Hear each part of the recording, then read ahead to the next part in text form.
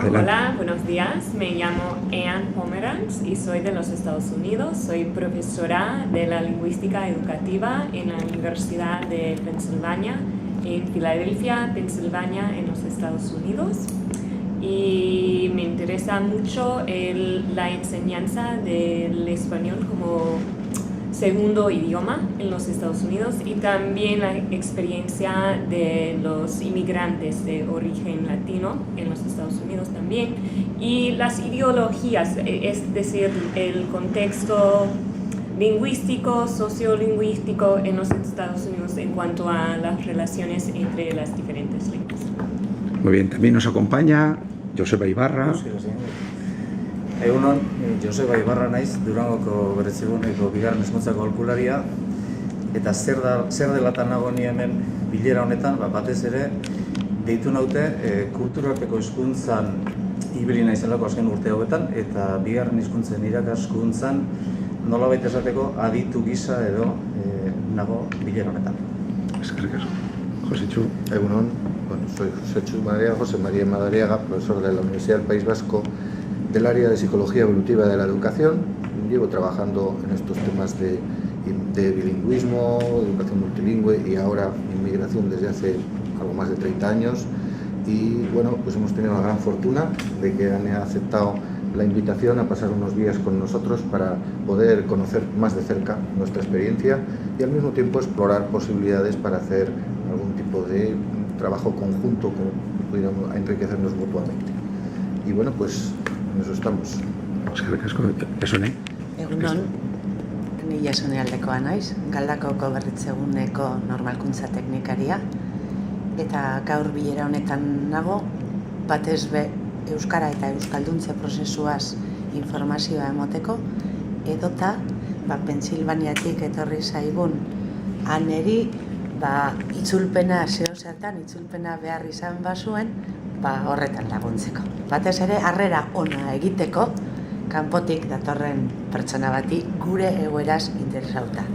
Eskerrik asko, Jasone.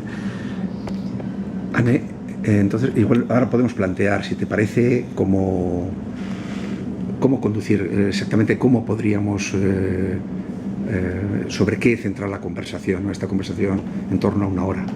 Bueno, lo que más me interesa es que cómo funciona este sistema multilingüe en las escuelas, porque en los Estados Unidos hemos pasado por diferentes periodos, es decir, que hace 10 años teníamos muchos programas bilingües, pero ahora no.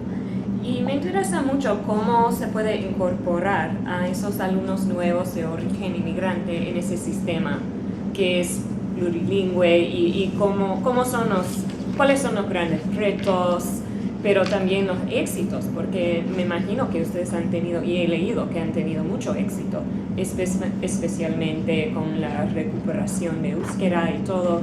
Eso me parece, de punto de vista norteamericana, muy, muy impresionante. Pero me imagino que también está cambiando un poco con la inmigración y eso presenta nuevos desafíos. Entonces, eso creo que sería mi pregunta. Igual, Joseba, ¿quieres un primer abordaje? Sí.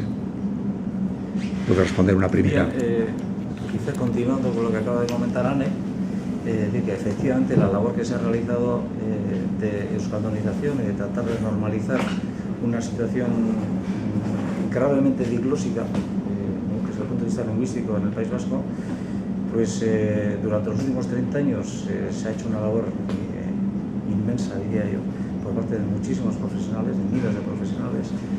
Se ha aprendido mucho, se ha avanzado mucho y efectivamente, como se ha mencionado al principio de la reunión, en los últimos, digamos, 10 años sí ha habido un pequeño desajuste, por decirlo de algún modo, ¿no? En cuanto que ha aparecido un tipo de alumnado en los centros diferente, de procedencias diversas, de situaciones lingüísticas y personales y vivencias y procesos familiares migratorios a veces complicados, que no me atrevería a decir tanto que nos ha pillado con el pie cambiado, pero sí ha irrumpido de una manera pues muy fuerte en este proceso en el que estábamos todavía inmersos de tratar de normalizar la situación lingüística en en la enseñanza y en la sociedad en general.